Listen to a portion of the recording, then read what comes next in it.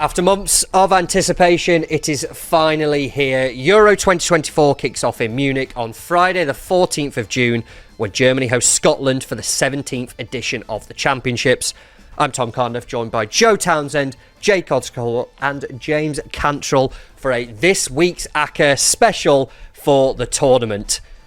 Coming up then, we're going to be covering everything you need for the next month or so. We're looking at outright winners, the player markets, as well as delivering any other bets that have caught our eye as well. And please, if you haven't already, subscribe to the channel to make sure that you never miss an episode. And remember to keep it fun. Never bet more than you can afford. This podcast is 18+. Please gamble responsibly.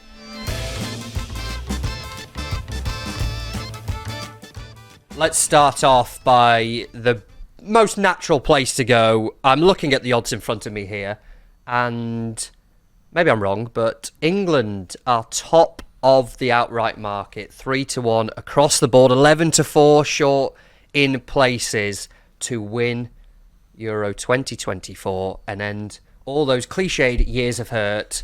So I think the first question naturally to ask is, can England do it? Are they going to justify being favourites for the tournament? Jake? Short answer is yes, they can win it. They've got talent, they've got the experience, they've been far in these competitions before.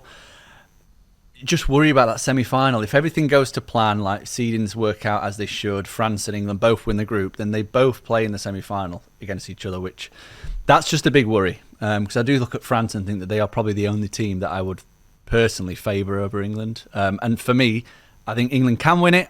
I don't think they should be favourites, and I wouldn't be backing them. So no? Well, is this the summary on point the question? Here? No. Do you think England will win? Or do you think they're a value play to win it? Will England win Euro 2024? Will they win it? Will they win it? No. No? They won't win it. They can, but they won't. Joe? I think they're going to win. Yeah, I think that they will win it. There's the Patriots amongst us all. Yeah, in the guide that we've done for Sporting Life in association with Betfair, just keeping the sponsors of that guide happy. Yes. I'm not going to keep ramming it down your throat. What a brilliant firm they are. Yeah, yeah. By the If you way, haven't seen the big news, check out social media. In a bet? Ugly mug right on the front. with Betfair. Then, yeah, I've gone in our tipster grid with England to win. Just feels like, to me, there's a lot of similarities with the way that the Germany team progressed through tournaments in that era of the young players just missing out but getting a little bit better each tournament. And fundamentally, England have got the best player this season from La Liga in Bellingham, best player in the Premier League in Foden, best player in the Bundesliga in Harry Kane, and we can constantly look at like other things like, oh, is the defence good enough? This team might come up against them at this stage in the tournament. If that was another nation and they had those three players, the best individual player from the best three leagues in Europe, we'd be like, oh, yeah, what chance we got? Dutch top division as well, but we're not even taking it. Yeah. just clarify who that is for listeners. Hendo, yes. Yeah, so I think they'll win it. I think it's the best chance that they've had to win it in my time of watching England anyway. Jim Rod, have your say. Yeah, I think we'll win it. Simple. I like Jake said, though, I'm not going to back us at that price, 100%. But yes, I do think we'll win it. It's only natural progression, isn't it? We lost last final, so we have to win this. Simple, but He's skirting over the quarter-final defeat of the World Cup to France. we're not. This isn't the World Cup. This is the Euros preview. Although, is this not one thing? And Alex Kebble, plugging the site here as well. We've done a lot of plugs. We'll get these out of the way with early. Did say, obviously, on his what is England's best team and stuff like that, that there is an element of the in-game management, the big game occasion, that England consistently throughout the Southgate era have got to the big game and it's not gone quite right. They've struggled to turn the tide when it's going against them. You think kind of the Euro 2020/21 final against Italy soaked up the pressure a bit too early. France couldn't convert the chances. Obviously, Kane missed the penalty there. It just seems to be that every big occasion that comes England's way, maybe this is part of the natural progression and they do learn this time, but the problem has always been that big game, the first time they play someone semi-decent at a tournament. Yeah. I'm not having Germany in the last tournament because they were rubbish at that point. That's when it starts to unfold a little bit, and they have maybe benefited from some favourable draws, 100%. playing the devil's advocate on England's chances. Yeah. I'm just pulling it up now because I don't want to get it. In capitals, you are very angry. Oh yeah, sorry about that. Because I don't want to actually get the lineups wrong. The big difference for England this time is that again, I honestly think it's a real. We were chatting about it in the office about the reaction to Jude Bellingham and suddenly him getting loads of vitriol on social media. That we'll look at it of how England have missed out in these last few tournaments. I'm a bit older than you lads, and it's been amazing. Like how well England have done in these last few tournaments. Would have taken this massively, 15, 20 years ago. And you look at the teams that England had. So 2018 World Cup, the team that nobody expected them to get to the semi-finals. They've got, I know it's aged badly because Dele Alli actually was fantastic, but Harry Kane up front with Raheem Sterling, and then Ali, Lingard, Ashley Young, Trippier still going around, but Henderson, Maguire, Stones, Walker, Pickford, and then in the last Euros, again, you look at some of the players that were in there. They started with Tyrone Mings at centre-back for the group stage. That was him. Alvin Phillips in central midfield with Mason Mount as well. Like the way that they've developed as a team, they're so much stronger now. It's by far the strongest 11 they've had, even from 2 years ago, that it's not the same as the previous tournaments. This is the best team that they've had for so long, and it has just gradually developed to get better and better each tournament. So we should be so positive as England supporters of there being a team that finally wins a men's major. I agree in terms of the midfield forward, but you've just reeled off there the starting back five from the 2018 World Cup, and it's exactly the same as what's probably going to start in the second group game. Ashley Young at left wing back. I don't think so. Trippier played left back. Trippier, Maguire, Stones, Walker, Pickford. That was 2018. With Luke Shaw's injury doubts. I'm not complaining though. I like that. Yeah. I know, but that's always been the weakness, and it's not evolved. Like we've had Always been the weakness. Yeah. That's always been the one area you look at and go, right, there's a bit of a problem there. Where? But centre half for a start. Maguire's not been very good. Always though. Always. Maguire and Stones, that's a solid international centre back. I like it a lot. It's a solid. Yeah. I'd like to see Maguire's always been good for Walker, England. the best right back in the world, and Pickford, he could play Champions League football. Pickford's one of the best keepers in the world. Yeah. Frankly, he's got his daft reputation where people don't think he's very true. good. But I think he's he's too brilliant. He's Top five. England's number one. Walker, name me one better right back. Well, one of them sat on bench. I know, England. I know we've touched on it there, but to kind of bring it back a little bit to the outrights then. 3-1, there's a lot of optimism in terms of England's chances, and we say this as football fans. If we weren't doing any of the betting and we just go and let's talk about some teams, we'd go, England, 100%, really fancy them, really strong. We have touched on it already, but 3-1 for England then. Yeah. Are they value at that price in the market or too short? Because, I don't know, typically I just don't, in anything I back, I don't typically look at the favourites when it comes to the outrights anyway. Not when they're that Even short. more so with England, there is the thing in the back of your mind going, well, there's some personal thing there and I don't know, but objectively they probably are the best team at the tournament. Yeah. But at 3-1, not having it seems to be the general kind of vibe here. Didn't you have some stats on how favourites have gone with the Euros? Yes. There's only been two sides since 04 gone off short, France and Spain. Spain in 2012 won it. They're the only anti-post favourites to win it over that time. France 11-4 in 2004 with the 2004 with the other team, and Greece won it at 80-1. And generally, you don't get any teams that short winning it. Spain in 2008 were 11-2. Other than that, everyone else has been over like tens. So, just think that speaks to the unpredictable nature of knockout football, doesn't it? That is correct. I think it's right. You take us away, then where should we look in the outright market? If not England, some really good stats there in terms of typically it's a tournament that doesn't favour the favourites. Where are we looking then for some value in this outright market? He's flapping. He's not got any notes on that. I don't like any of the front runners. I'd probably lean towards Germany of the big boys, but I'd stay away from that personally. I know it's not a very good soundbite, but anyone under 10-1 I just don't like. So yeah, for context, no bet is the best bet. Yeah, England are 3s, France you're talking around 4s, Germany 5s, 11-2, Portugal 8, Spain 8. They're your 10-1 or lower. Then you get into like Italy, the Netherlands, Belgium at 18s. Then you jump up to kind of the other kind of, I don't know how to put it, but Croatia, Denmark teams who are the Probably cliched, dark horse, right? they're all thereabouts territory. We will talk dark horses in a little bit. Jimmy's kind of steering away. I'd be tempted to kind of go a bit with you, to be honest, but you have to do the outright preview on site. So for God's sake, give us a team, please. Don't bet that. I'm all in on Portugal. I think this is a really good opportunity to get Portugal on side. I can't believe that they're 8-1. They're double the price. Germany have shortened from 8-1 to 4-1 in the last couple of months, and I just can't understand why. Portugal's squad is absolutely stacked. Like, they have 2 quality players in every single position. Martinez, he gets laughed at, he gets mocked, but he's the new coach at Portugal. He actually did a decent job at Belgium. I don't know what people were expecting. They always had a top-heavy side where they had literally no defence, and he always managed to get them, in my opinion, to overperform. Like 2018, they finished 3rd place at the World Cup. They were beaten by the eventual winners France. 2020 Euros, got to the quarters, beaten by eventual winners Italy. So it's not a horrendous little resume there. And in qualifying, they've been as dominant as you'd expect. Like, they were in a group that they should win easily, but they led qualifying in all the major metrics. Most expected goals for, most expected goals against, most expected goal difference, expected points per game. They topped every single metric. So the performances were as good as won the every results. game, I think, didn't they?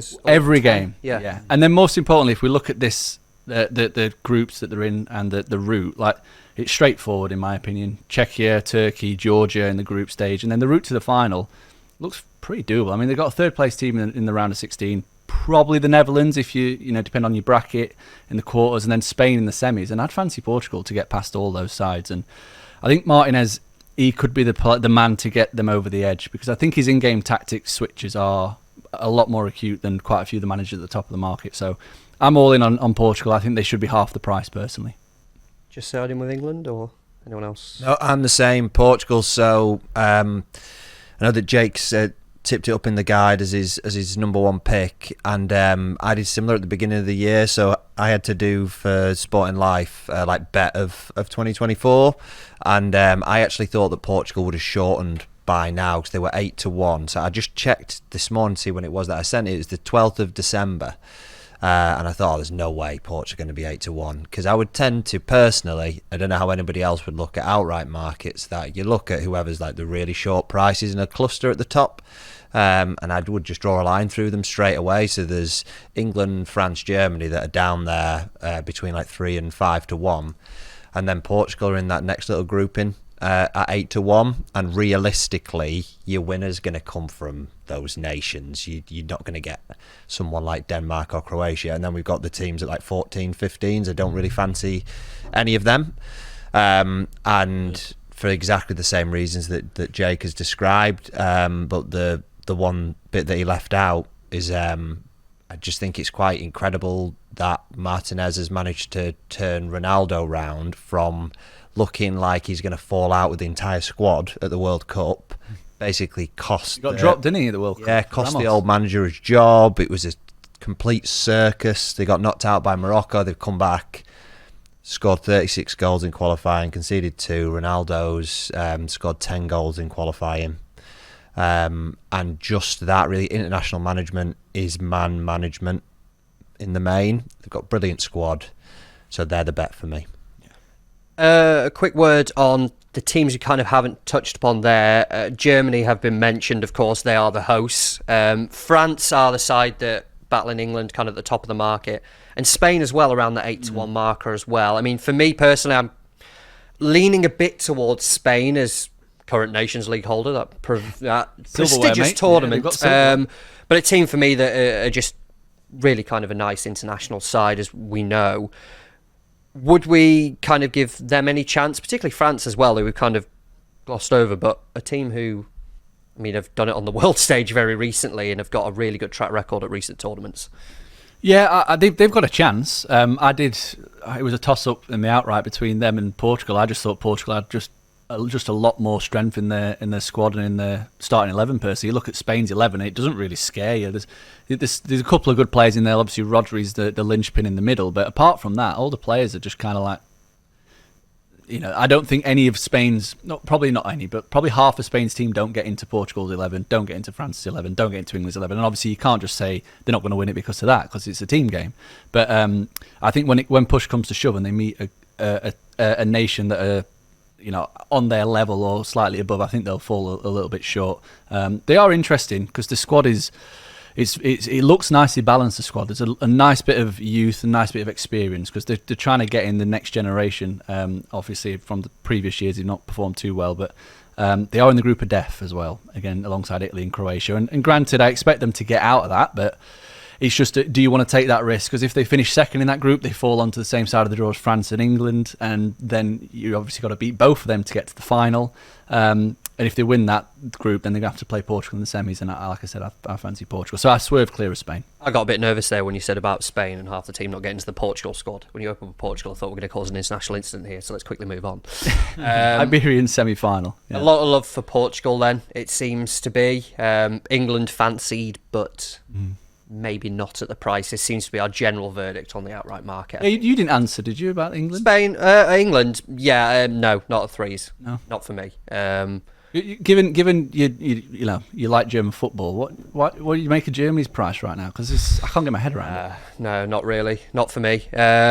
Not for me, Clive. It's kind of a case. I don't know. And this is going to be great when they lift the trophy in Berlin in a month. But I just don't know about Julian Nagelsmann as an international coach. He's very much a tactician. Needs a lot of time to kind of work away and try different systems. They seem very settled on this 4-2-3-1. That's what they're going to go with at the tournament. Going to build it around Florian Wirtz. Jamal Musiala as well are going to be kind of the two key players for them. I just can't get on board yet. Give me another tournament. Give me to like the World Cup in 2020. What year we're in? 6. Maybe. I think there's just too many question marks when you factor it alongside France, Portugal, who we spoke about, Spain, who have recent track record success, and England, who are incredibly strong. I don't know. For me, I have them down as a quarterfinal exit as well, because they would meet the winner of Group B, which I think could be Spain. So my verdict on Germany, probably stay clear and just see what they're about a little bit in the early stages. The one thing I would just add on Spain that I think is worth keeping an eye on, because for full disclosure, we're almost 2 weeks before the start of the tournament. Yeah, it's Monday the 3rd of June. We probably should have said this earlier, by the way. England play Bosnia tonight. And even how things can slightly change after that one group game. Then Spain have been flirting, even going up towards 10-1, but they've mainly been about 9s in the build-up. And I think Spain have got a really good chance. I would just be leaning towards Portugal in the same way that Jake described. But Spain were really, really good in the last Euros, and it kind of gets forgotten because the whole thing was about, are England going to finally win a tournament? And then like Italy won, and obviously they'd not qualified for the World Cups, became like the prevailing narrative either side of it. But Spain were by far the best team in that Euros. They really, really were, and there's no way they should have lost in the semi-final to Italy. They really shouldn't, and I think that they would have walked all over England in the final because they just dominated possession, and they're better now 3 years on.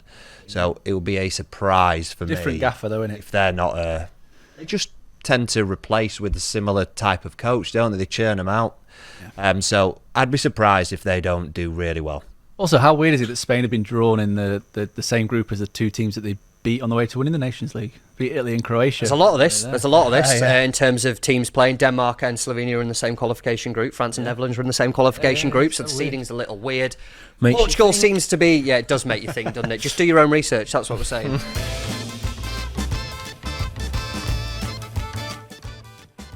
So it's time to look at Scotland's chances at Euro 2024 then. Full clarity, and maybe this is a plug to go and watch the show on YouTube and watch all of our future podcasts on YouTube. We do this in sections, as you can tell. We did this Monday. The record didn't quite go as well as we wanted to, so we're back in different clothes. I've had a haircut since then. So have you. We've all kind of got smarted up. Maybe we should have done the haircuts before we actually did the thing. I haven't washed since they were recording. Well, I didn't want to say it, Jimmy. But so we're back. Please, everyone, try and remember exactly what we said on Monday when we did this the first time, word for word. That'd be ideal, and we can quickly get through this. Okay. Scotland then. Group A very tricky tournament coming up for them, I think it's fair to say. Alongside the host Germany, they kick off things in Munich on Friday night. Switzerland and Hungary, the other two teams there. The odds do not favour their chances. Are we in agreement? Yeah, what I find particularly interesting is, well, we could be honest and say we did discuss a bit. Oh, shall we just say, we're going to wait for Scotland to play the friendly on Monday before we did the Scotland section. But it has actually been quite helpful, hasn't it? Yeah, I think if we went with the one we went with, then we wouldn't have had the info we do now. I know that sounds obvious, but it's been quite a significant week for Scotland in terms of absences, players being called up and stuff like that. Boy, they were good against Gibraltar, weren't they?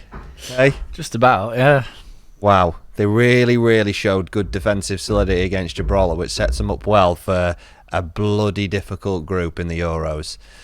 Yeah, I thought that game was genuinely hilarious because I've honestly not watched a minute of the qualifying live, doing what some people do and just relying on data to form any conclusion. Who might that be? I had to watch the game against Gibraltar because I had some bets on it, and it was the worst 2 hours of my life. Carver said before it's going to be a brilliant exercise to get back to winning ways because they actually lost the last 4 going into the game against Gibraltar. In hindsight, it was useless because they didn't put loads of goals past them, and they're playing against a low, like semi-professional block when they're in a ridiculously tough group. I just don't know what use it was. I wouldn't overanalyse friendlies is my big thing. Yeah, but they put out their full-strength squad. Did they win the game? Where did Gibraltar rank in the world rankings? World rankings are complete bollocks. I'm just not having it in this case because it suits my argument to say that I don't agree with them. They won the game crucially. On their Group A then, back to kind of the original question on it, they are the outsiders. They are 9-1 to win the group. Their odds on not to progress. We're in agreement with the odds, or what do we think of Scotland's chances here? I want them to progress, so I'm going to say they're going to progress. I think there's a few things. They've got so much quality on paper. Really? Yeah. For an international side, yeah. Really? Yes. What, more than Switzerland, more than Hungary, more than Germany? Oh, sorry, is the question... You just said you want them to progress, so you think they're going to progress. That's No, not how I it want works. them and I think they're going to. Right. The main thing, apart from the obvious quality, Gibraltar game, ignore it or not, it did raise questions because you can't really shoehorn. It just shows how difficult it is to manage internationally because you can't just shoehorn all the quality into a lineup and hope for the best. And I think the Gibraltar game showed that. But having said that, this is their second... they qualified for the last Euros, didn't they? Yeah, Should I check that out? England, didn't Yeah, they? so they've got experience. And all the management have spoke about, all the players have spoke about their experience and using that at this tournament. I think that's going to stand them in great stead. Injuries, though. I know you wanted to touch on this. Yeah. This is the thing that has put a dampener on Scotland's tournament and their presence at it. That and the amount of songs that people are writing for this damn tournament. Please stop writing songs. There's a really good one, and we'll have that one. What's the really good one? It's the No Scotland, No Party one. Have we heard this? Every time I go on Twitter, every other day, someone else has got a guitar out and gone, I've made a song for our Euros trip. Please stop. Okay, we've got one good one. We'll go with the good one. Best thing made by Scotland for the Euros trip is the Iron Brew advert. Iron Brew advert is absolutely By far. superb. Yes, they've gone with that. Check that out if you haven't watched it already. But back to the injuries. The dampener on the tournament is the fact that they seemingly every few days there is another player being ruled out. Yeah, I mean, they've been particularly unlucky because, drawing on Jimmy's point, to be honest, I'm not as down on Scotland's chances as a lot of people are because their group it's pretty strong, but it's not incredibly strong. The strongest team in it are Germany. They've struggled in international football for about a decade. Yes, they're a host nation. You'd expect them to do well, but there's no way that you go to play Germany at the moment and think we're going to have no chance against them. And Switzerland and Hungary are pretty decent, but they're not outstanding size that you would absolutely expect to qualify in the top 2 of a group. So I don't think they'll be going into it thinking they've got no chance of qualifying. They'd have taken that group if someone had given them that chance before it. The injuries are definitely a problem. So Aaron Hickey and Lewis Ferguson are the big ones because that was me as well. Oh my goodness. Carry on. Then when you are a side that aren't packed with tons and tons of top tier quality, then losing a couple of players like that is massive. Lewis Ferguson was Serie A midfielder of the year this year. That's massive to lose him. And Aaron Hickey plays for a really good Premier League side in Brentford. Arguably, losing Lyndon Dykes, as much as he plays for QPR, is as significant a blow because the way that they play is built a lot around him. I'd find it hard to believe they won't play Shea Adams just because I don't see what their natural alternative as a well-built centre forward is. I think they've still got a good chance. I mean, Nathan Patterson is touch and go whether he's going to play. Yeah, they basically have a huge issue on the right side of their defence, which is probably going to. There's so many injuries. And Kieran Tierney's not completely fit either. So they really are struggling with injuries, but I don't think that we can write them off as finishing bottom of the group. And Steve Clarke's a very good manager for organising a side. Oh yeah, we'll kind of. I will say that I'm siding kind of with you and Jimmy, that I think there is a chance they get out of the group. Judging from speaking before, Jake, I don't think you're in agreement. Absolutely not. No, I don't know where all this hope's coming from for Scotland, because I think they're one of the worst teams at the tournament. You're looking like that, but the underlying data paints a very different picture of their qualifying than their actual results. Like, they overscored by 10 goals in qualifying. That's not consistent. You're not going to be able to do that over a long period of time. And I think the group they find themselves in, I agree with Joe. I don't think that Hungary and Switzerland are like world beaters, but they're really awkward teams to play against that are very solid defensively, and I don't think Scotland are going to create anywhere near enough chances to score enough goals to be able to get them out of the group. I think the best chance of actually getting a result is against Germany, where Germany are going to go front foot and Scotland can sit back and counter-attack, whereas I think Hungary and Switzerland are a bad matchup for Scotland. And yeah, just of the 24 teams to qualify, Scotland put up the second worst attacking metrics, and they were in the third easiest group, so fourth easiest qualifying group. So I'm very down on Scotland, as you can tell, and I just look at that 11 on paper, and I don't know where you see that quality. I don't see any quality that absolutely frightens me to death that I think I need to get them on side. Their midfield is probably one of the better midfields of, let's say, the non-favourite nations at the tournament. That's all I was saying. I see lots of quality. I'm frightened. Kind of go. They're all just functional. There's no like actual. It's not functional. Scott McTominay's in been football. Absolutely superb. Football. Bum. Oh. Well, now Hazard's out of the picture. Yep. So yeah, he's got there. But you'd certainly point to Scotland's midfield area being of, let's say, the non-favourite nations and let's say the others in terms of the entire midfield makeup. And there's players there that aren't guaranteed to start. You think Callum McGregor's probably one that's going to be kind of in or out, touch and go, Ryan Christie. But then the base of Scott McTominay in the more advanced, you've got Billy Gilmore, John McGinn probably there as the three that you'd say, yes, they will have involvement. Compare that to a lot of other nations and their midfield. That's a significant advantage to them compared to what...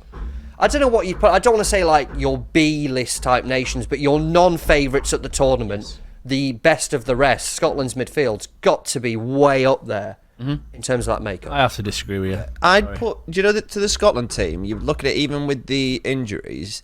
I would put it above in terms of quality to the Northern Ireland team at 2016 Euros, and they managed to get to the knockout stage and became really close to getting to the quarterfinals as well.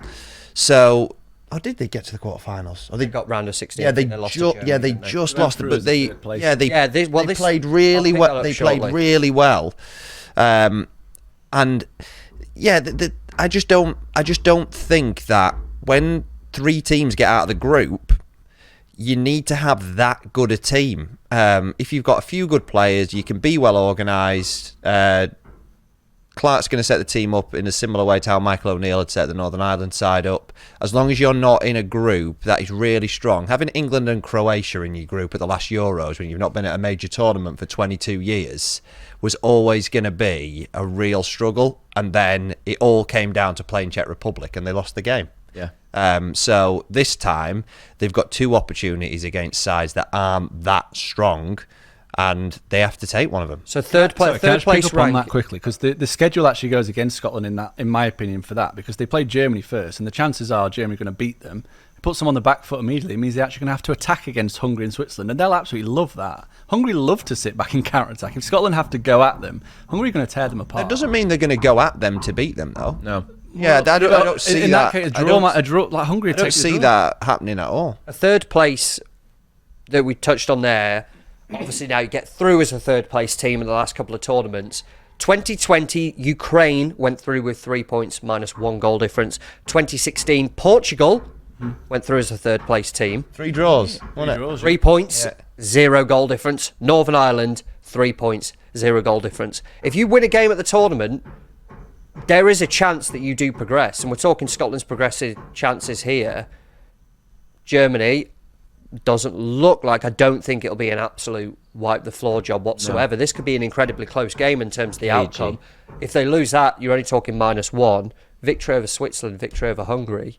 There's a chance there of progression. This is how it now works at the tournament. You win a game, and we can't seriously sit here and say Scotland have no chance of winning a game at the tournament, surely. Well, Jake said Scotland's best chance of winning a game is Germany, and then also said they're one of the, in your opinion, one of the worst countries going. I think I ranked them quite lowly. Yeah. A bit. No, he said one of the worst teams at the tournament. Oh, one of the worst teams at the tournament. Yeah, no, I mean in terms of you saying worst countries, I was like, okay, we mean football. Let's, Yeah. Oh yeah. I want to cause any Whoopsie on this podcast. No, I love Scotland. Battered Mars bars, lasagnas, home of the world's strongest man. Keep going. Tell me more Scotland. Inventor of the log tossing game. Tossing the caber. Caber toss. Let's. Yeah, I bet anybody Scottish is really loving those kinds of cliches being thrown around. Cliches, it's facts. Stick to football. Speak facts. How do we approach stick to football, stick to bet, and how do we approach them? One best bet on Scotland at the tournament. How do we approach backing them here? What would be the one bet that we target involving Scotland? Well, I'd be backing Scotland to finish bottom at 7-5. Jimmy? Colours in the mast. I'd be interested to see what. I can. Have I got a guide here? Ah. This, which is available on the internet now. You did Scotland in this guide, didn't you? There's got to be enough to go at, surely, for us. Yeah, in the guide, I've relevant point. Yeah, in the guide, I've gone with mixed sauce there. I'm going to make some page noises here for dramatic effect. Yeah. Yes. In the guide, I've gone Scott McTominay, top goal scorer. Who told you about that one?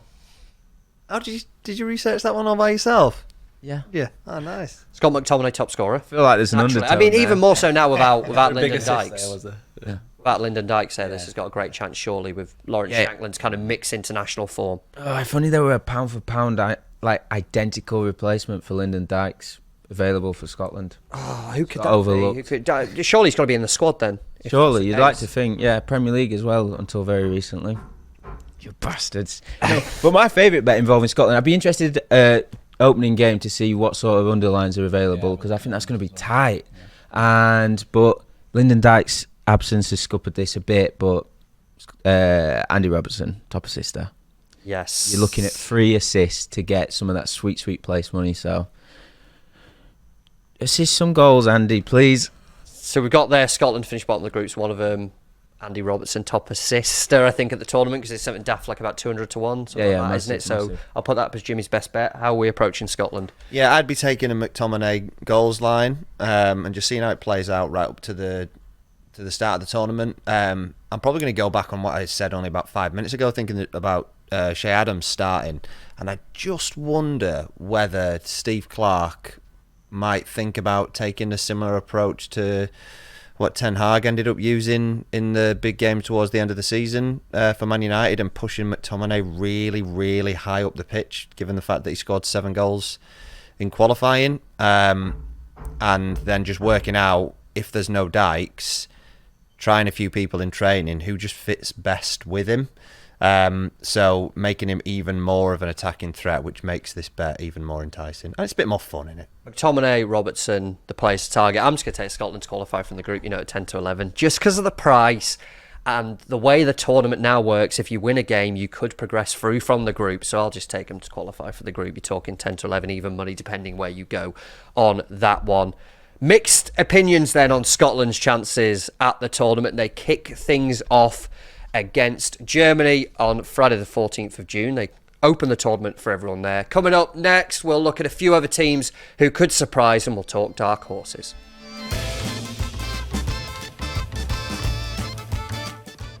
Time to talk dark horses of the tournament. I would classify a dark horse from specific odds reasoning. Red rum. Nice bay. Okay. The hell was that? 40 to 1 or above. This is what I'm going to set the criteria for the dark horse, because Netherlands 18s, Belgium 16s, 20s, then you've got your jump. You can have anything above that, and because Jimmy kind of copped out of the last one by going, oh no, I don't really fancy anyone in the outright. I know he loves a long shot, big priced bet. where's your eye been caught by the potential dark horses of the tournament? First and foremost, I'm glad you did the cut-off at 40s because first team is Croatia.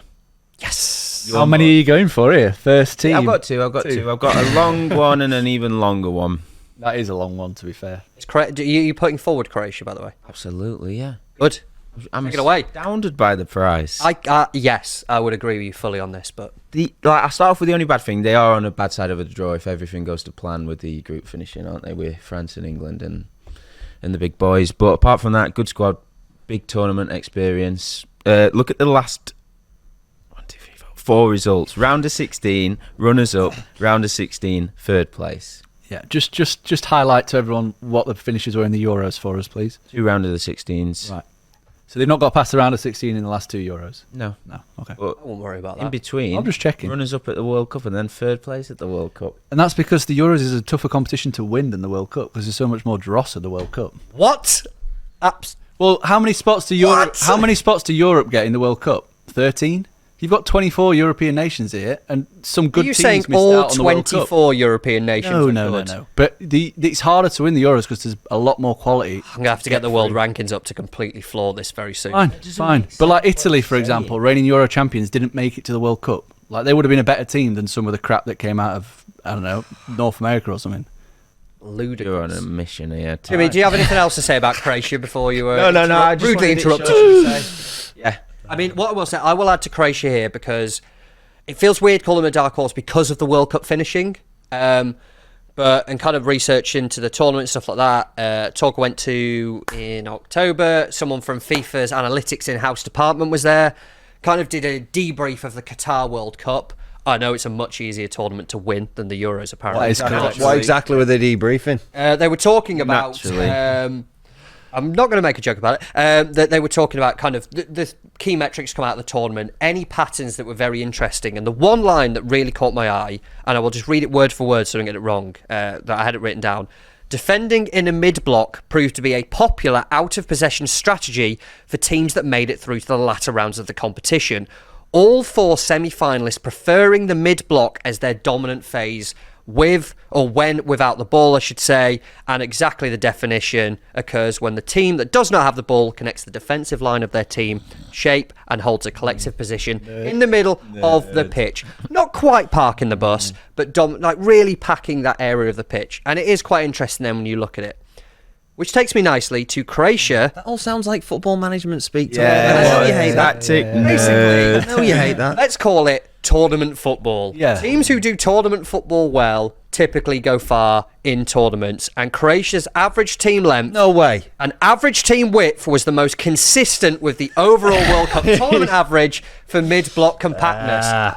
You talk tournament teams, you talk setting up for tournament football. It is no surprise then that they have nearly won the World Cup twice in recent years. Yeah, but it's easier This is to a win. team So. set up to play tournament football. The bracket isn't kind to them, of course, but let's say I think if they finish, I think they could finish runners-up in Group B. That would pay the runners-up of Group A, which I think could be Switzerland. Then you're talking kind of England, France, stuff like that. This is where you want your tournament ability to come into play a little bit. But that would be my one line on Croatia, my very boring stat line on Croatia. Without the ball. There's a chapter. Yeah. Well, I wanted to kind of get it out there, but in the TLDR... How much is this bloke paying you to read out his question? It's very interesting. You can go online and read up FIFA's analytics from the tournament. It really guides quite well on the teams that do good tournament football. Putting it fast and loose with the phrase interesting though. TLDR for you. Croatia set up as a brilliant tournament team when they do not have the ball. And, Jesus, there's a hell of a lot of experience in that team at a good level as well. Croatia, 40-1. I'm going to move on quickly so people don't dwell on the fact that I've just nerded out a little bit there. Jake? Yeah. Now, I do think Croatia should be a bit shorter for what it's worth. I don't. 40-1's too big. But I've got 2 at the same price that I like, and obviously we're talking dark horses. They're not going to win it. How often does a dark horse win a tournament? Was the last one Greece? Greece 2004, Yeah. 80-1. We can have an 80 to 1. That 80 to 1 team's going to win the tournament. They were 80 to 1 in a 16 team tournament. This is 24, so you've got a bit more work to do. You've got an extra round to get through. My two are Austria and Switzerland. I'll start with Austria. They're in a tough group, France and Netherlands, but that's boosted the price. Otherwise, I think they'd be quite a lot shorter. And what do you want from a dark horse? Do you want one superstar to carry the shit crock of players around him? Yes. No, you want a team with more than the sum of the parts. Yes. Look at Poland. They've not done anything. They've had one good player and rubbish round him, and they've not managed to amount to anything in these competitions. So Austria are much more the sum of the parts than an individual. They've got a nice balance to their 11. They've got no superstar. And they impressed in qualifying. They pushed Belgium all the way in qualifying. And yeah, they've also taken scalps of Italy and Germany recently in admittedly friendlies, but it shows that they are capable of beating some of the bigger teams. So I think 80 to 1's a little bit too big. And then, Switzerland, you look at their qualifying record, and this is where the XG data... Sorry, we've had tactical nerd. Now we're going to have some expected goals nerd. Rubbish Jesus. Stuff, you're going to be nerded out. Their qualifying record, 1-4, drew 5, lost 1. Looks poor on paper, but they were really unlucky. The performances were actually excellent. They had the third best expected goal difference per game of all sides in qualifying. Only Portugal and France posted better performance metrics, which caught my eye. They created and scored plenty. They conceded next to nothing. It's actually poor goalkeeping which let them down, which is really surprising when you've got Jan Sommer in the net, who's generally one of the most consistent goalkeepers in Europe. He's going to be I was reading this morning, I think he is going to be the goalkeeper, and despite Kerbal, decent form. So he conceded 9 nine goals in qualifying, did Sommer, from chances equating to 5.36 post-shot XG, so he massively underperformed. And then just like I said, in general, he's been so reliable. For Inter this season, he's overperformed by around 6 goals, so that kind of shows you that's somewhere in between is probably his usual level. I think they've got a lovely balance to their 11. When are we allowed to get in to disagree with each other's picks here? Well, I've been waiting to say that I don't like Croatia, and you should have said that when the Croatia chat was going. You can say missed about. Yeah. Oh, no rewind. But just finishing. Switzerland have got previous, right? So the last Euros, do you remember who they beat in the round of 16? No. France. I do it with France. France. We've got quiz sections at the end as well. Bloody hell. Yeah, you taking notes? I've got it. More importantly, 29% of Switzerland's time out of possession at the World Cup was spent in the mid-block. So that's quite good, How many slides has he got here? A lot. I've got on this one 31. Jesus Christ. Amongst other things. I brought 2 pages. I thought Joe, right, he was slagging me off for bringing notes in.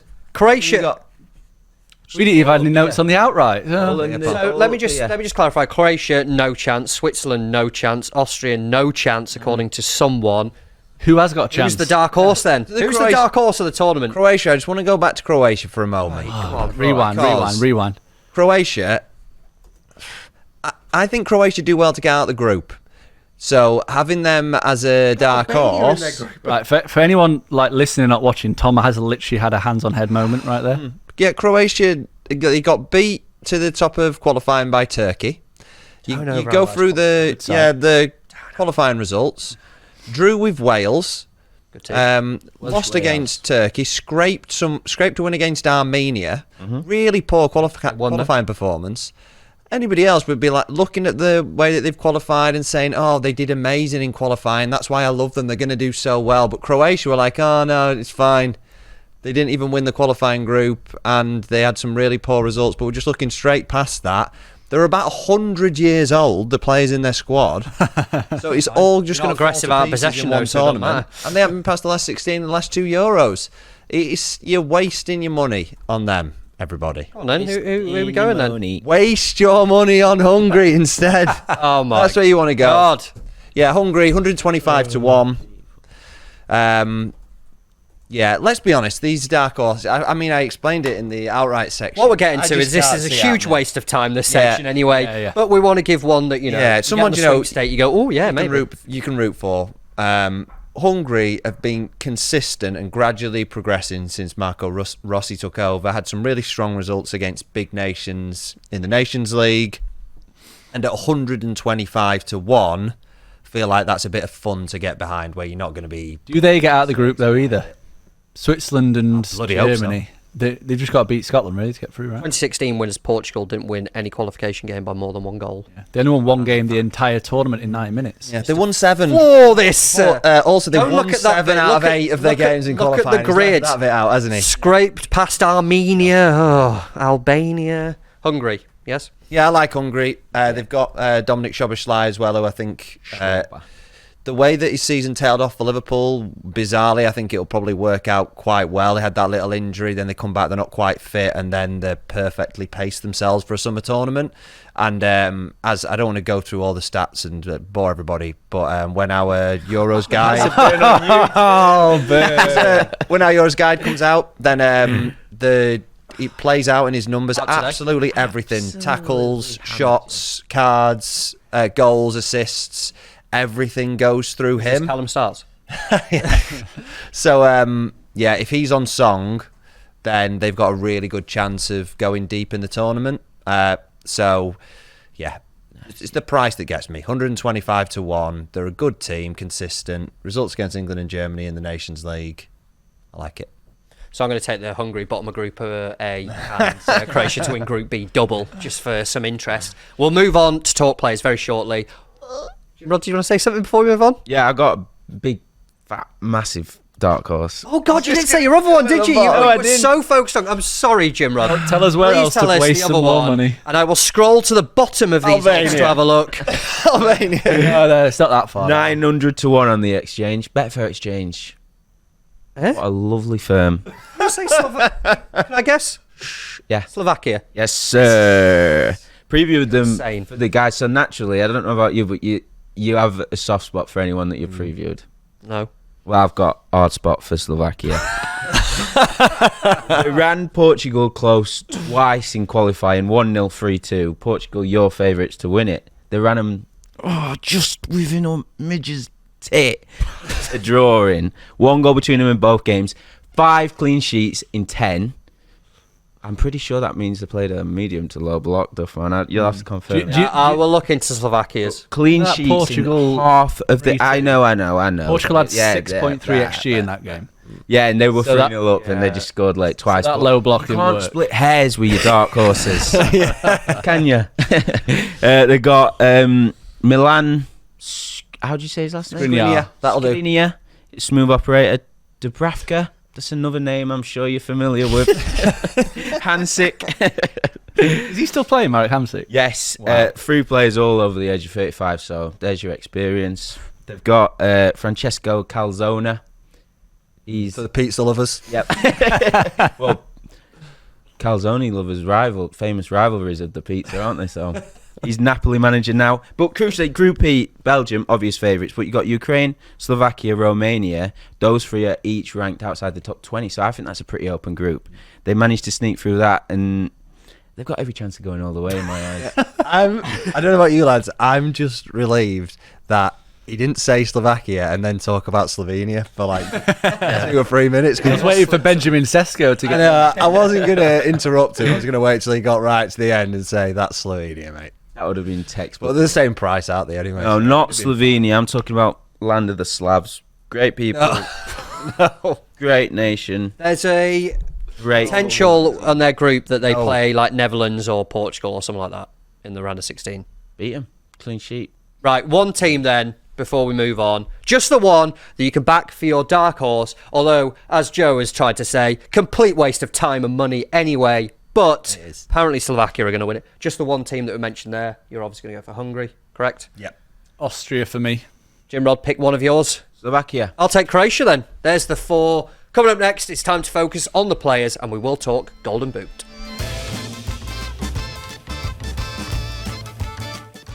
Let's turn our attention to the players then, and let's start with Golden Boot winner, top goal. I think most bookmakers are going Golden Boot. I think. Hopefully, yeah.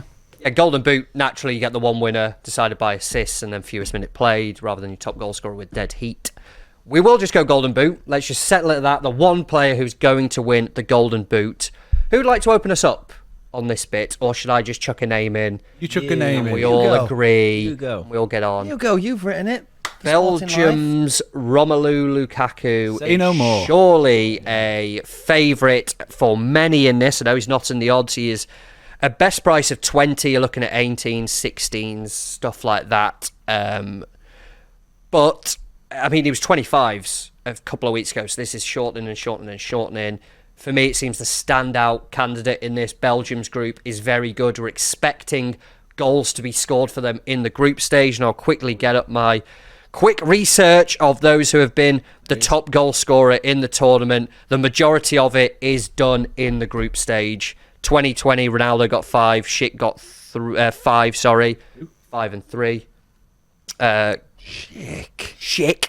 Griezmann was the exception to the rule, but in 2012, those who scored 3 of them did it in the group stage. 2008, all in the group stage. Majority. I'm going to just stop listing them off. Do your goal scoring in the group stage effectively is what history shows to us. And in Belgium's group, very nice group that we have kind of discussed at the start there. We expected them to do quite well in this tournament, so you are getting extra games for that. For me, Romelu Lukaku, if you're looking for each way prices as well, bookmakers going 4 or 5 places depending where you go, jumps out to me as the standout candidate, and the nodding suggests that we all agree. Hell yeah. What I took away from what you just said is there's only 2 crucial things when you're picking a goal scorer. Is they've got to be on, well... You've got to be able to score goals. They've got to be able to kick and they've got to be at the tournament. Yeah. No, they've got to be on pens, and they've got to have easy group but potential to get into sort of like the quarterfinals. That's all you got to look for. I'll chuck my stat out that I think, by my kind of rough calculations on it, of the 24 teams, I think only 9 of their penalty takers are the starting centre forward. Really? I think is the thing, and I think in the Premier League it was 9 of 20 Ronnie last season. Any of them on your list not on? Lukaku? Not on pens? The long document I've got there. Yeah, the past winners. Oh, the past winners. I don't actually have that, you know. I haven't looked further into that, but... Try to do it off old. There you go, while you work away. But anyway, the majority, and this is the thing that don't let it catch you out, that certain nations, particularly front runners, Spain are one of them, Italy are another one of those, who don't have their main striker taking the penalties, which is obviously a bit of a hit if you're going there. Germany being another one as well. England, France, technically Mbappe, but he's a winger, I suppose, isn't he, with Giroud there. Portugal is Ronaldo. So you are going to get caught out a little bit in this market. So it's well worth looking into it and taking penalty takers, of which Lukaku is one of them. So that only helps in particularly a market that can be quite tight. 5-6 goals, usually enough to win the Golden Boot. 1 penalty could actually be very, very vital in deciding the difference. So yeah, for me, with only, I think it's 9 of 24 of the teams, I think their starting centre forward is typically their penalty taker, obviously depending on the teams. Lukaku is one of them, so would immediately jump out to me in this market.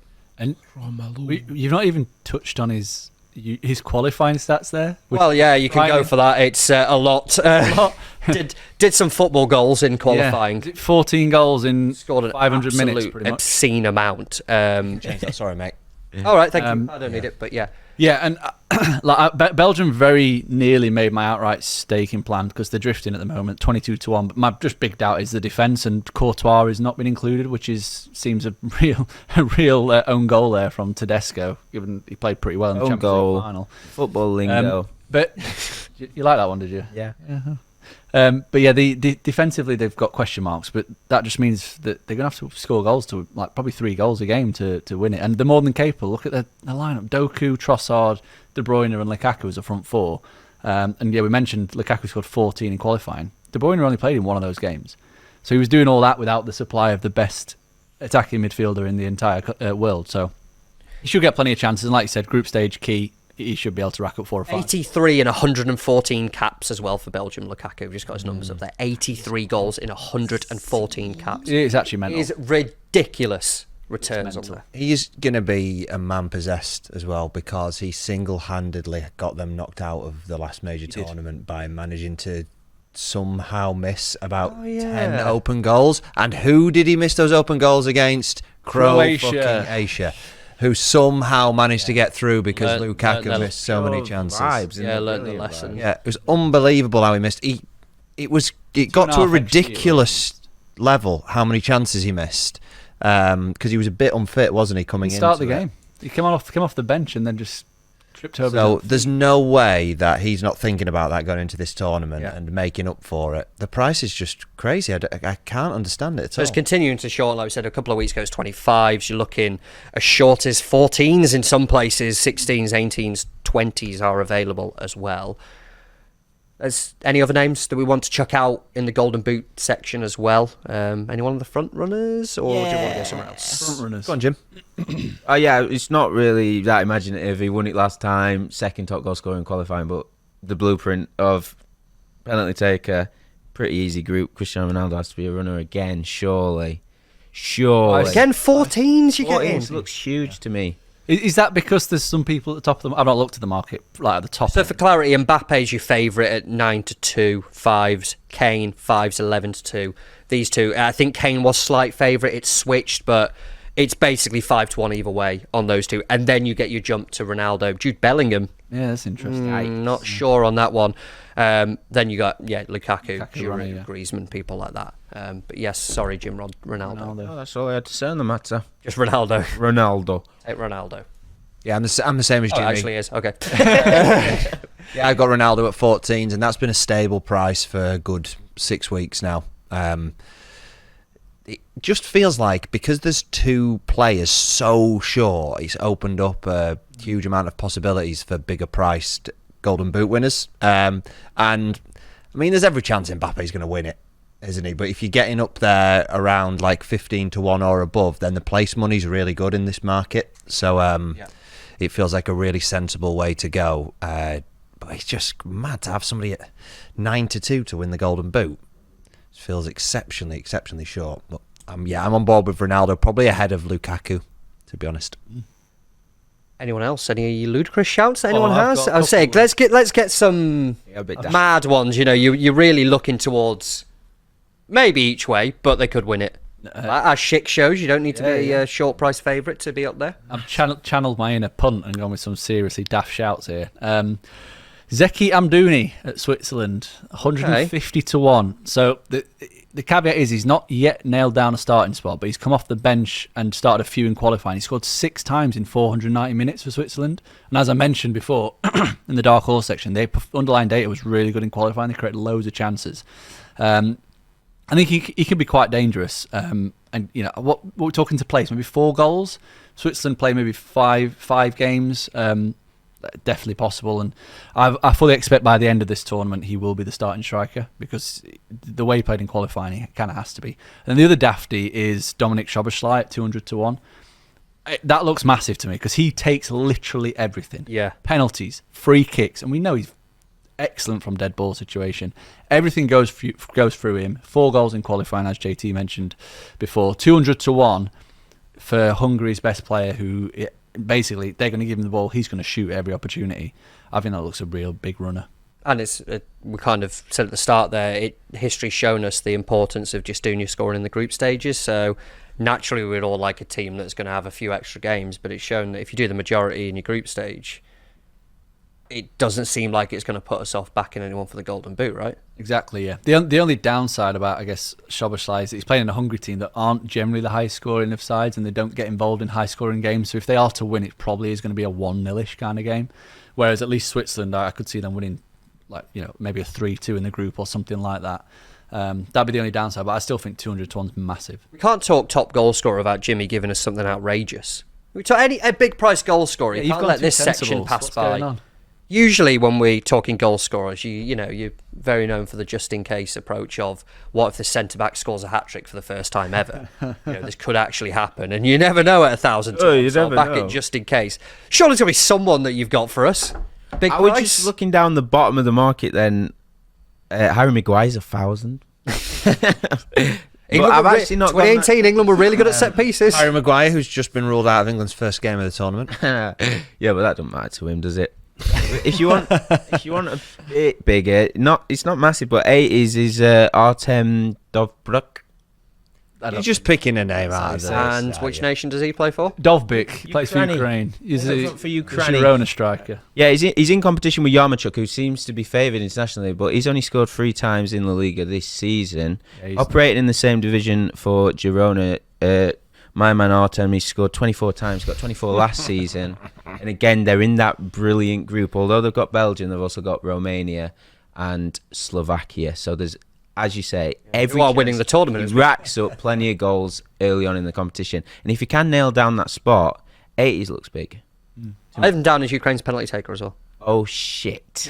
So there could be extra goals coming from that way as well. I'm sold. Yeah, we're all on board. Jimmy's got man to start Artem. back in Slovakia to win the whole thing and Ukraine's striker to be the top goal scorer. In the That same would be group. one hell of a double. And Lukaku, actually. It's top, so that all three of his bets It's are from the going to same be. group. I mean, maybe we'll talk any other bets in a little bit, but someone quickly look up the price of highest scoring group because we know which group we're all going for now. Let's, as we've done before, just one name then that we're all targeting. In the Golden Boot market, just the one name, and then we'll move on. You say Ronaldo, and I can say another one I was going to say then. Oh yeah, you can talk about. I'll say who I want, thank you. Yeah, you. I'm going to go Romelu, Rocky, Lukaku, absolute standout Right, price. he's taken mine. You. I'm going to go Lukaku. Unbelievable price. You don't have to say Fucking hell. I will actually. This has killed it. I Teamwork. will say actually the one that I have put in the guide and in the top scorer pre Harry Kane, naturally 11-2. I mean, he's got a track record, takes penalties for England. England, who are fancied to go far in the tournament, at least to the quarter semi-final at the very least. So he's going to get plenty of games. A nice group there. I'll chuck Harry Kane in at a short price, but someone new. Joe, take it away with this mystery player that you're going to reveal to us. So- Is it a Croatia player? Break the rules, so I'll take a long way into suggesting someone, but then saying who my actual suggestion is. that Okay, I've this already will be mentioned. exciting. So, 50-1, plays for a nation who are notorious underachievers, do really well in the group. So everyone's like, oh, this is going to be their tournament. They're really, really good. Wipe the floor with poorer teams. Memphis Depay. And then his price crashes in. Penalty take of Netherlands. Fantastic international record. So I'd be taking him because I just like the enormous price. But my one pick is Cristiano Ronaldo at 14-1. I'll pick up on that penalty shout for the Netherlands very, very shortly. No. Yeah, I'll wait for the any other bets bit though. I'll wait for the any other bets bit on that. They are our Golden Boot picks. Coming up next, we'll talk player of the tournament and young player of the tournament. Euro 2024 is here, and it's time for you to raise your game with Sporting Life's Euro 2024 betting guide, featuring a team-by-team breakdown covering all 24 nations. The guide also features key stats, most likely stage of elimination, expert betting selections with outright and Golden Boot fancies. Raise your game for the Euros with Sporting Life.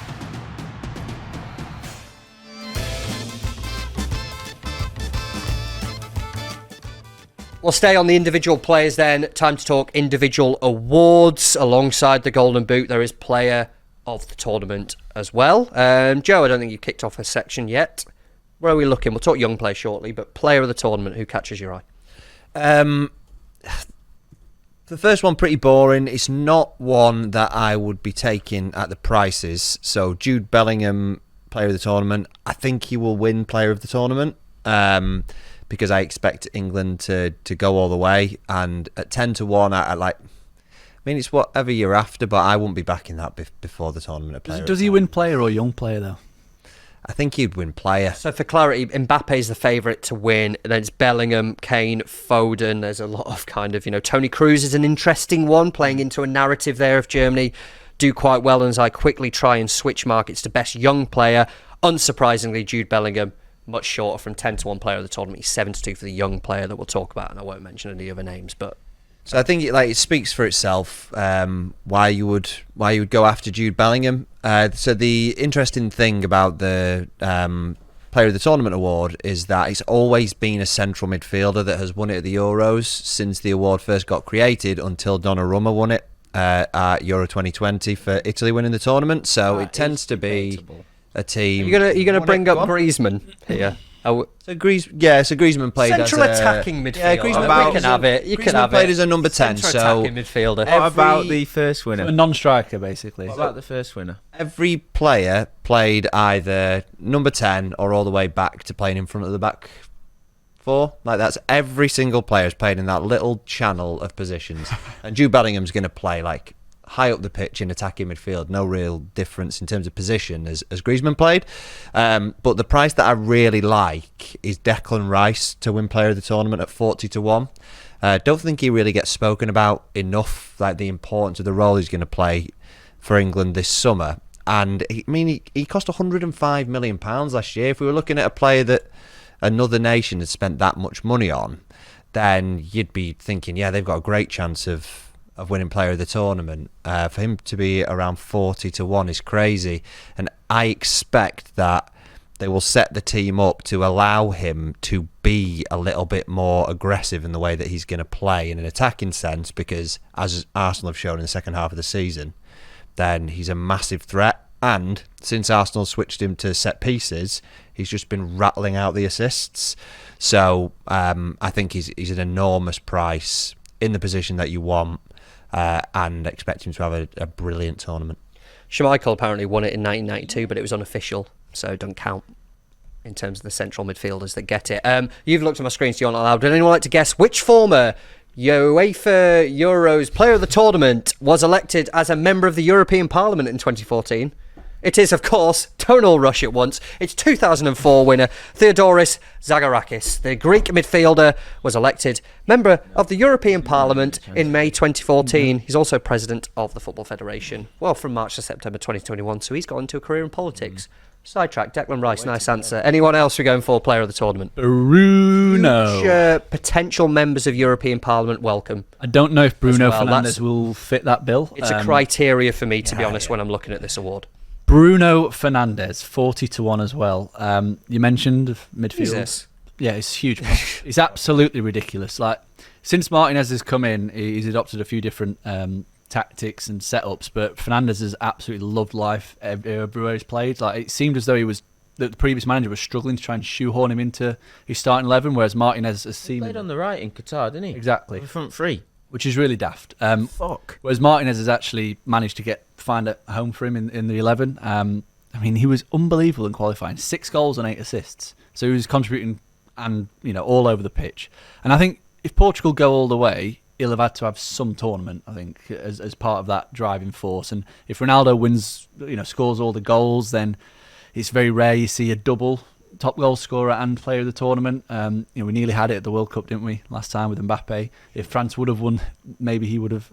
But 40-1 just looks massive. And you look at, I think Ronaldo's shorter. Bernardo Silva's shorter as well, but I think Fernandez's importance for this team in terms of the attacking output will be more crucial than Silva. And I think Silva plays slightly on the right as well for Portugal, with Leao on the left. So that may be something else in Bruno's favour. It's a great transition in recent years as well. You mentioned there about teams going far, that they have started to kind of give the award before the final, haven't they? Yeah. So you do get the really good kind of like trying to be serious holding the award, and sometimes do it after the game when they've lost as well, Modric which is for the just World Cup. great. Yeah, I mean Griezmann won it in 2016. They just lost the final. In France, yeah. You get the nice miserable. You can't really like when Mbappe at Qatar as well, didn't it?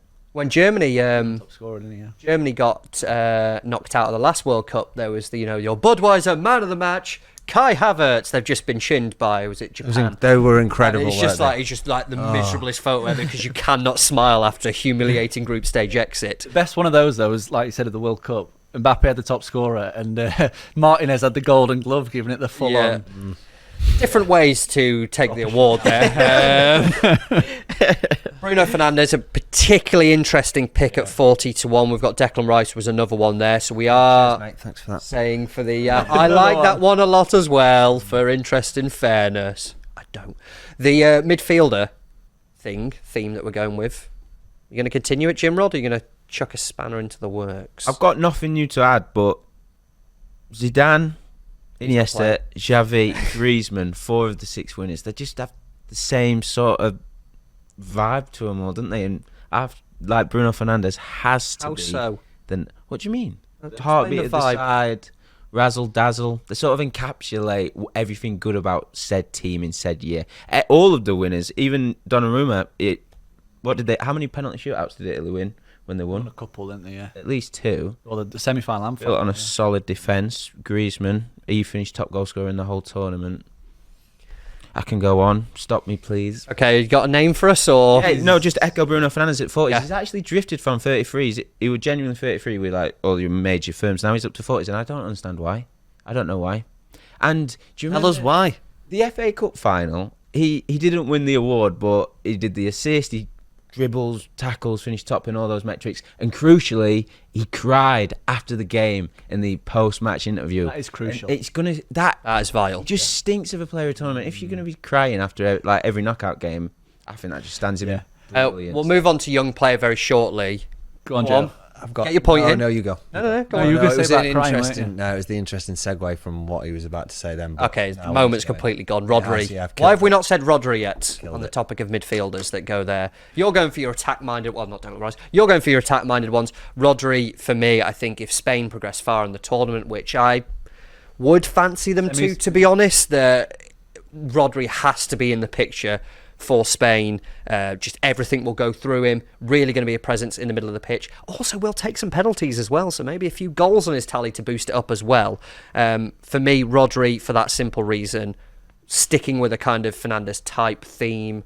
Same with kind of Rice. Players that you're looking at go, okay, the entire team's kind of around them. They're really the heartbeat of the team that has done well at the tournament. So for me, Rodri for Spain would definitely be a name that jumps out. That's definitely a name. That is a name. All right. Bruno Fernandes seems to be the, well, by 2-4 majority compared to the other ones, we'd say is the most popular pick on this one. Young player of the tournament is a more interesting kind of award, really, because this feels a lot more speculative. I know player of the tournament, you're kind of saying if this team does well, but this really does feel like the one where you go, okay, you've got to try and work this out. It's for the best player under 21 years of age at the start of the calendar year. How much better is it, by the way, now it's not under 23? Oh yeah. Fantastic. Yeah, I'm sure it was under 23 before when I saw under 21. Only started in 2016 as well, so it's relatively new award, but... Who were the previous winners? I'm quickly going there. Sanchez in 2018. Go on, Joe. Who were the previous winners? You got him. 2016 Renato Sanchez. And was it It's a weird way to... Pedri won it at 2021. Both 18 years old. Who are we looking at then? Jude Bellingham's been mentioned. Who did win man of the match in the FA Cup final? Kobe Mainu. Is that who you're going with? Kobe Mainu, 20-1. Interesting. It's not a bad shout. He's probably going to start, isn't he? Do you think? He Sorry to go back to the England point. Do you think he does start? He cannot not play in. Rice up. And He can't not play. even if he doesn't start at the beginning of the I think you'll tournament, find out he can not play. he'll end up coming into the team. He's too good to not play in the England team now. I agree. Way Is too he good. though? And look at the two. Is he too good? And look at the two players that you're talking about that have won the award in the last two tournaments. 18, and especially Renato Sanchez. He'd done far, far less in club football than Kobe Mainu has done this year, and he's 19. Midfielders as well. Yeah. 20-1. I think he comes in as one good performance in the group stage. That price has been absolutely destroyed by then. He's way too good to play. There's nobody either directly competing for the position that he's actually trying to start in, because they've left out Henderson. There's no Calvin Phillips. There is not another player in the squad who plays that number 6 role. It's just if Rice plays there and like Gallagher or someone plays. Well, there's the talk of Trent Alexander-Arnold, the midfield experiment again. Again, England have played friendlies. By the time you'll have listened to this, we can't predict the future, but the talk was they're going to just continue with this Trent centre midfield experiment is the only little doubt. But if you go and Minu's playing, then God, he's got a great chance of winning the award. The other little bits about Kobe... 20s. Yeah, the other bits with Kobe Mainu, not just about how impressive he's been, but all the goals he scored. He scores them at massive moments. So scoring in the FA Cup final, incredible. Scored in whatever it was, a ridiculous stoppage time winner against Wolves. It was Great like goal, that and all, wasn't it? 5-6 minutes. In stoppage time, scored against Liverpool at home, against Newcastle at home. So he's a player for the big moment, not just to like score whenever. And every goal that he's scored for Man United, and this takes some doing considering how bad they've been for the majority of the season, it has won them points or won them games or won them trophies. So that says a lot about a player that's only just turned 19. It'd be a travesty if he doesn't end up featuring heavily for England. Travesty. And you look back through previous tournaments, then players that have broken through halfway through a season, they do tend to end up being a starting England player. In a tournament, Marcus Rashford, a few tournaments ago, Michael Owen, you go a few years further back than that. Even if there is a groundswell early on, I don't know where to put him in, they do end up usually playing. You think he's going to be the clamour man? He is the clamour man, I think. Last time? Has to start. Has to start. He has to be playing. Good shout there at 20-1. Who else do we want? Young player of the tournament. I had 2 names down. Nico Williams at 20-1 as well. Yeah, I was just looking at him actually. Wales unqualified. Very good. Winger. Also a left-sided player though. So. Spain winger. If they have a good tournament, I fully expect him to start. He's absolutely electric. He's got to start in the Spain team for me. He played limited minutes in qualifying, but 3 assists in 220 minutes. He's direct and he's rapid and he makes things happen. I think that's the kind of thing that catches the eye. And then the other one was Arda Güler at 40-1. Always the dark horse Turkey. We haven't actually mentioned them in the dark horse section this time, but literally, just this kid is absolutely unbelievable. He is top quality. Like you said about the bet for Portugal in the outright, you did at the start of the calendar year. I did similar for Start to Watch. I put him up. He's had an injury-ravaged season, but he finished it very strongly with Madrid. He scored 5 in his last 5. He only played in 3 qualifiers due to injury for Turkey. He did score a goal, and I think that he could be. Turkey were just so bad the last time we watched them in a major tournament. I think he could be the player that kind of gets them over the hump and actually makes them a little bit more relevant. 40-1 is massive for a player of his talent. Jimmy, anyone? Yeah. Get to any other bets, don't you? No, it's not as interesting. I'm surprised no one's mentioned Florian Wirtz. Yeah, I was kind of looking at the top of the list, and I think we talk about Kobe Manu, his potential starter. Nico Williams is another one. Maybe, if he does, I think he does take set pieces for him, so there's a name there. But Guaranteed to play. Wirtz is basically going to play every game for Germany. I think we know that. Oh, just the 37 goals and assists this season as well. 6-1 to win the award. Home tournament as well for Germany. The only niggling doubt is 20 might be a bit old. I don't know. The last 2 winners have been 18. So, is it properly I don't know how to describe it, but do they have to be a proper bab? Yeah, like 18. Do they have to be really young? Little babby. Do they have to be a little bab? 20's too old.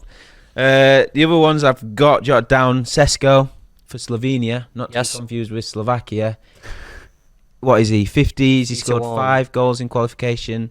Also got 3 assists. He's 20, so he might be a bit old as well. And also, how far is Slovenia going to go? Because you're looking at knockouts, really, aren't you? Yeah. Last 8. Especially as they're watching on Slovakia lift the trophy. Yeah, that's all I've got for you. But I wouldn't be looking past Wirtz, to be honest with you. Guaranteed starter. So many goals and assists. Home nation. 6-1. I'd ignore Bellingham as well. Would you? Or you guys ignore Bellingham in this market? Because I don't. I think he'd be more in the running for player of the tournament. Yeah. I think, That's what I'm to be honest.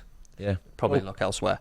I think Jimmy's point is really good about the age. We're working with a pretty small sample size. It's only been going for 2 tournaments, but the fact that they were 18 years old, if you looked in those tournaments, they're definitely players that were more outstanding, that were a bit older, and you do wonder when it's being decided by a panel, they're like, no, we want a teenager that's been really good and is like a breakout player of the tournament. Jude Bellingham's not going to be that for young player, neither is Florian Wirtz. That's true. So the other one that I had was Lamine Yamal, because you look at, I actually, He's 12, isn't he? so no, well, he literally is 16 years old, and I made a list of like the records that he's broken this season. Youngest ever Barca player at 15, youngest ever La Liga starter, youngest ever Champions League starter, youngest ever La Liga assister, La Liga scorer, youngest Barca scorer, youngest ever Spain player, youngest ever Spain goal scorer, and then 10 goal involvements in La Liga this season for a Barca team that were pretty poor.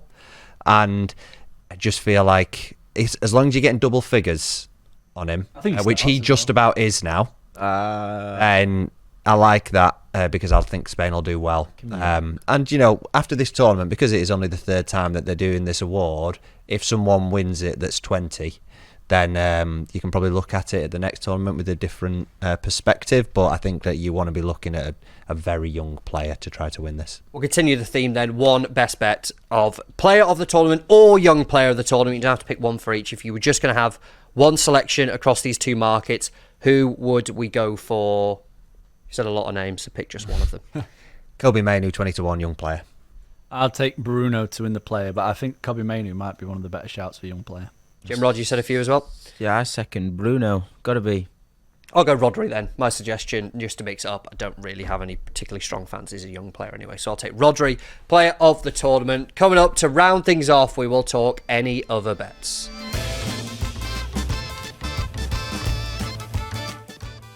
Any other bets? Time then you can just say whatever you want that we've not discussed, or even if you have discussed it and you just want to really hammer home that point, please do mention it here. I want to kick things off because I have a favourite bet of the entire tournament and I love the price on it. It's shortened into 11-8 from 13-8. Play the bracket, take the Netherlands to reach the quarter-final of the tournament. This is not stage of elimination, this is reaching the quarter-final to have involvement in the final 8 of the tournament. They're in Group D. They line up alongside France, Austria, Poland. I think we'd expect them to finish second in that group to France based on qualifying it and things like that. Decent route to the latter stages of the tournament. Finishing as the runners-up there mean that you finish the runners-up of Group E in the round of 16, I should say. Or runners-up to... Yeah, I've got that right. Runners-up Group E. Anyway, whatever happens... What are you talking about? Take a breath, man. They have an easy round of 16 tie on paper. Anyway, you're talking a potential kind of... And they look good at the World Cup as well. They look at a strong side anyway, don't get me wrong, but you're talking a team that 2-9 to qualify through the group, roughly 1-5, depending where you look. Then you're getting 11-8 on them winning their round of 16 tie. I'd expect them to finish in the top 2. To be honest, I'm basing this on them finishing second. If they somehow top France in the group, even better. If they go through as third, not ideal, but at least they'll probably be in the round of 16. For me, my favourite bet of the entire tournament, playing the bracket, playing the expectation, and playing kind of the odds that are there. Netherlands to reach the quarterfinals at 13-8, play a runner-up of a weaker group in the round of 16. It's likely. It's just a nice bracket for them. I mean, you can get them around 7-2 to get the semi-final if you fancy them to go one further. But just take that. 4 games to win. Such a short price to progress through the group. Favourable round of 16 tie. That would be my favourite bet of the tournament, to play the milestones and take the Netherlands to reach the quarter-final. I'm disappointed in you there. Why? It's not the one I wanted you to talk about. Oh, Over in the Netherlands. Give me a hit. Oh, yes, I will mention that now. Okay, while we're on the Netherlands topic, and Memphis Depay was mentioned as the potential Netherlands penalty taker on this. I put forward to you that Virgil van Dijk will be taking the Netherlands penalties at this tournament. Based on a quote in around November time, and international football so infrequent that you don't know it changes, they said that Virgil van Dijk is their penalty taker for the Netherlands. What is he for the Golden Boot? Things could change. Well, he's not going to score enough, surely, is he? You can get 10-1 Sky Bet that Virgil van Dijk scores 2 goals at the tournament, 2 or more goals at the tournament. Even if he's not on penalties, right? Poland are in their group, and I've spoke about Poland before in terms of they cannot defend set pieces since the managerial change, and Mikel Probitz is at the sideline. It's been a huge Achilles heel for them. It's a massive problem. Someone like Virgil van Dijk in a game where you expect the Netherlands to be on the front foot could probably get his goal there. If he reaches the quarterfinal, it's 5 games to get the 2 goals. Add on the potential for a penalty. I just think 2+ goals at the tournament, 10-1, really excites me. You've done it. This is like a just in case now, because Virgil van Dijk is 500-1 to win the He's not going to score like 5 or 6. Don't be ridiculous. I know, but then as well, that he's the quarter odds, so he's 125-1 to be top 4. So say he scores a header, couple of pens, boom. This is the asterisk, of course, as well, that, like I said, international football so infrequent, it could now be different for the Netherlands to go, no, actually, Depay does take them, or Gakpo takes them now. But at one point in the very recent history, I was going to say future, in the very recent past, they have declared that Virgil van Dijk is the penalty taker, because he has taken He took one, didn't he? for the Netherlands. I'd like to know if Van Dijk has taken a penalty with Depay on the pitch, because I personally would think that Depay. I think this potentially was the cause of the debate. Who is the penalty taker, and that's why it was Depay. We don't know if he's going to start. They're doing like schoolboy arguing like Chelsea. I think it was just to kind of clarify if it came to Virgil van Dijk. I don't think you is argue with the Virgil van Dijk. I don't taker. think you do either. He goes over and boshes you like that. Yeah. But again, who knows? It could come out in the friendlies. Actually, it's a change, and they're not actually doing it, and they've changed their mind, and someone else is going to take it. But even then, just from open play, I think. What about Virgil? And like loads of bookies haven't priced this yet, but at the minute you can get 20-1 on Virgil to be Netherlands top scorer. See, I like stuff like that, but on nations what that you'd odds is that? expect 20. 20-1 to be Netherlands top scorer. But then if he's not on penalties, the whole thing just goes, oh, even though we expect him potentially to do it from open play or set pieces or whatever. I just like these mad conversations. Yeah, It leads it's you got down the a rabbit juices hole, because now flowing. Denzel Dumfries 40-1 to be Netherlands top Yeah, scorer. you could just go I'll probably mad. have to back this now. Or top Responsibly. My advice for the team top goal scorer is maybe target teams that you think are going to be rubbish and just gamble gamble on them getting Safely gamble. one goal, at the tournament, and Responsibly. the player to get it at, say, I think Benjamin Sesko's around 3-1 to be Slovenia's. If they score one goal at the tournament and he gets it, brilliant news. If you thought this was going to be a short section, unlucky. I'm not going to say any more. Netherlands reached quarter-final at 11-8. Virgil van Dijk scored 2+ goals at the tournament at 10-1. I'm just going to chuck those two. I'm going to leave it there. Right. Someone else can have a go now. Okay, I'm going to blame Joe for getting us sidetracked here, talking top goal scorers and all sorts. I've got two I like, but I'm going to start with my favourite, which is Albania to be the lowest scoring team at 5-1. Yeah, I was looking at this market last night, actually. First of all, they're in the group of death. Spain, Italy, Croatia. Albania's strength is in defence. You can just imagine that they're going to go into all three of those matches aiming to soak up pressure, hanging matches, and counter-attack, as opposed to going toe-to-toe. And then interestingly, when you look at the underlying data from qualifying, they were in a poor group. So their group was it was extremely disappointing in terms of the quality that they played against. They had the lowest expected goal for per game in qualifying of any team to make the final tournament. So they were the worst attacking team in qualifying of all 24 nations that have made it. They created less than 0.9 expected goals per game. They were fortunate to score 12 times. Their opponents were Czechia, Poland, Moldova and the Faroe Islands.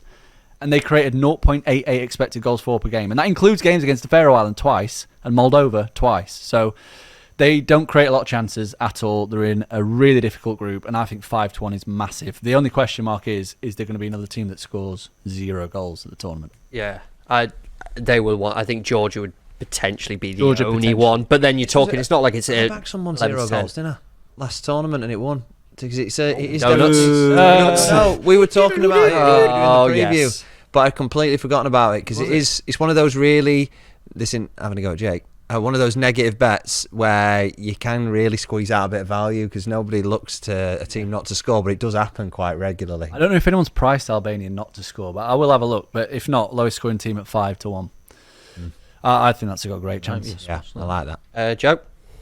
I've gone a lot bigger prices actually, and it came off the back of looking at the Not back on Van Dijk, are you? I know the prices for Golden Boot, and it's top assists. So if you go back through previous tournaments, then you tend to only need 3 or 4 assists to be top assists. So in Euro 2020, it was Steven Zuber for Switzerland, who got 4 assists, which is quite a lot. Aaron Ramsey and Eden Hazard got 4 Euro 2016. 2018 World Cup, it was only 2 assists to be top assists, 15 players. And then at the 2022 World Cup, 3 assists. And one of those players, because it was multiple, I think it was 4 players, maybe 5, was Harry Kane. But Harry Kane is 25-1 to provide the most assists Out of interest, at Euro what's the 2024. tiebreaker for the top assists market? Or is it just There isn't. dead heat? Just dead heat? Yeah, it's just dead heat. So it's a quarter odds if you make it into the top 4. So Harry Kane at 25-1. And then just going back on a previous conversation we had about how England might line up on that right-hand side of central midfield. We still don't know because they haven't played a friendly whether Trent Alexander-Arnold can force his way into the team. If he does, most assists in Premier League history now, right? Did he get past that? Or if he didn't, he's level or a goal behind because of being injured last year. He's 66-1 to provide the most assists in the Euros. If he can get in the team... I don't think he's eligible. What to... Top assister. Top assists? Oh, he's Scouse, not English. Oh dear. So yeah, I like both of them. Very nice. Yeah. Harry Kane 25-1, Trent 66-1, most assists. Over to the class clown in the corner then for his final leg of bets before we round up. The thing is that I knew it was going to be a joke, but it's still, he delivered it so well that it just hooked me in. What are you on about, mate? No. Gotcha. Come on then. Same market, different approach. Interesting that 4 is the magic number in the top assist markets. But the only thing I can add to that is only one person from the turn of the millennium made it into the top 2 without reaching the knockout stages. So it's important that you make the knockout stages. But I bet it's a pretty easy guess. Who was the one player who made it into the top 2 top assisters without reaching the knockout stages? Year 2000 it happened. David Beckham. Yeah, it was.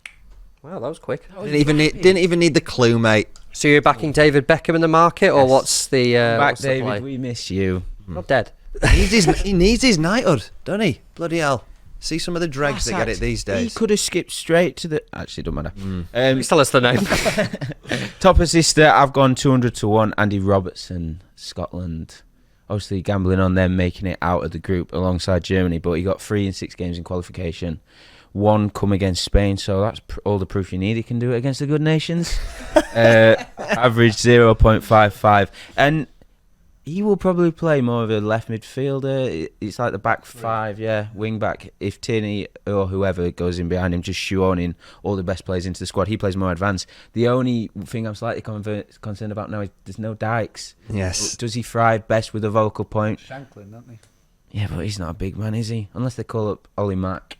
But I can't see that happening. But at 200 to 1, who cares? He's a massive price. He got 3 in twice as many games in qualifications. If you want a bit of fun, I'd go Andy Robertson top assist there, because there's every chance he gets 3 assists. There's every chance. We've said so many bets here. I think we can make ourselves a little multiple for the tournament, but we need to actually work this out. Let's have a quick break. Back very shortly. We'll have a multiple for you. Raise your game for the Euros with Sporting Life. Okay then, we've discussed it, and we have managed to put together loads of things that we have said in this podcast, put together a huge multiple for the entire tournament. We'll get it sent off, we'll get it priced up, you'll be able to back it. So, correct me if I'm wrong, but this is what we have agreed on as our multiple for the tournament then. We are taking England, Portugal, and the Netherlands to reach the quarterfinals. Let's reach the quarterfinals. Lukaku and Ronaldo to score 3 or more goals each. Virgil van Dijk to score at least once. And Bruno Fernandes to contribute 2 or more assists. We like it, yes? Don't see how it doesn't win.